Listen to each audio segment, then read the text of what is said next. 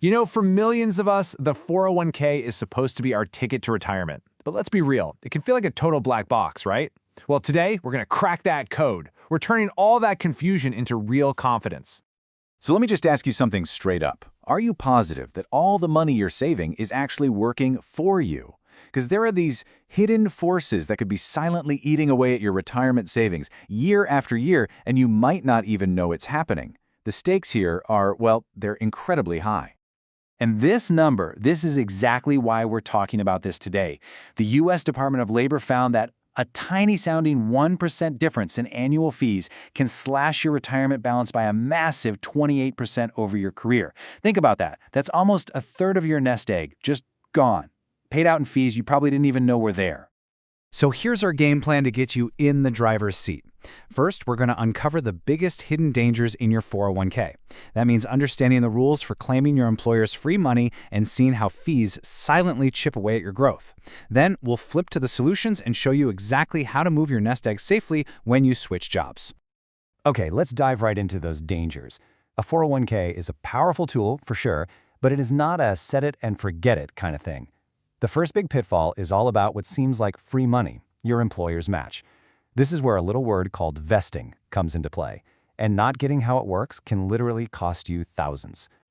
So what in the world is vesting? And how does it decide whether or not you actually get to keep that sweet employer match? To put it simply, vesting just means ownership. Now, the money you put in from your paycheck, that's always 100% yours from day one, but the matching money from your employer, that's a different story. You actually have to work there for a certain amount of time to earn the right to keep it. And this chart shows how you earn it. You've got two common ways this works.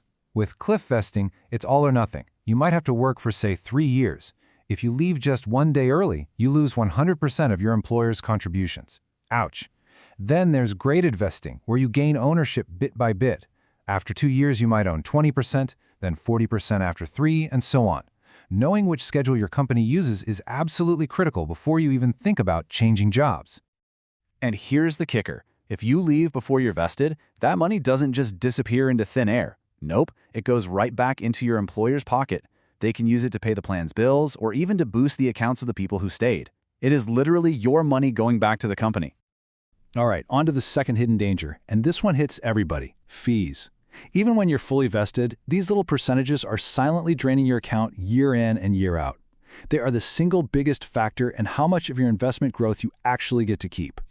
The Department of Labor breaks these fees down into 3 main types. You can think of plan administration fees as just the cost to keep the lights on for the 401k plan. Then you've got investment fees, which is what you pay the pros to actually manage your money. This is usually the biggest one. And finally, individual service fees are like extra charges you'd only pay if you do something special, like take out a loan against your 401k. And hey, don't just take my word for it. This is a direct quote, a warning from the Department of Labor. Their word is substantial. You've got a government agency basically telling you, hey, if you ignore these fees, you're putting your future at risk. Remember that 28% number we started with? This is exactly where that comes from. Okay, so we've looked at the dangers. Now let's talk solutions, especially for that moment when you change jobs. This is one of the most critical moments for your 401k. You have to move that money, and how you do it can either protect every penny or trigger a whole mess of taxes and penalties. It's all about mastering the rollover. So you've basically got 2 choices, and trust me, they are not created equal. A direct rollover is the clean, simple way. The money goes straight from your old plan to your new one, and you never even touch it. An indirect rollover is where they cut you a check, and while that might sound easy, it is loaded with traps. First, let's look at the safe way, the correct rollover. The process couldn't be simpler. You just tell your old plan where to send the money, and poof, it goes directly to your new account.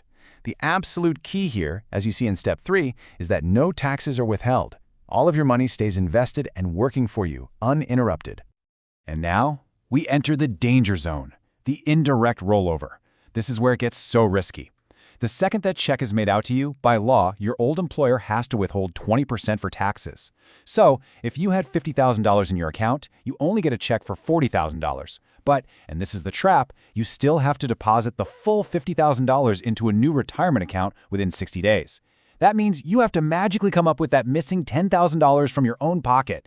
If you can't, or if you miss that deadline, the whole thing can get hit with income taxes plus penalties. It is such a costly mistake, and it's so easy to avoid.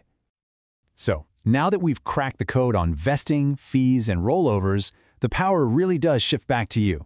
Understanding these rules isn't just about dodging penalties. It's about actively protecting and growing the money you have worked so hard to save. The question really isn't, what's my 401k doing anymore? It's, what am I going to do with my 401k?